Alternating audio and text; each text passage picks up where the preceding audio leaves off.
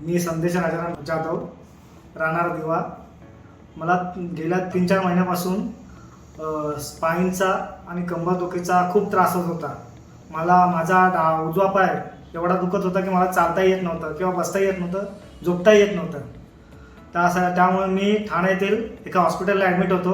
तिथे 5 दिवस ट्रीटमेंट घेतली व घरी आलो. घरी आल्यानंतर परत काही दिवसांनी मला त्रास जाणवू लागला, खूप जाणवू लागला. तर माझा भाऊ सुरेंद्र जाधव याने मला डॉक्टर अभिजित कुलकर्णी यांचा ब्रेन अँड स्पाईन क्लिनिकचा ॲड्रेस दिला. तिथे मी 16/4/2021 रोजी गेलो व डॉक्टरांना माझा MR व एक्सरेचा रिपोर्ट दाखवला.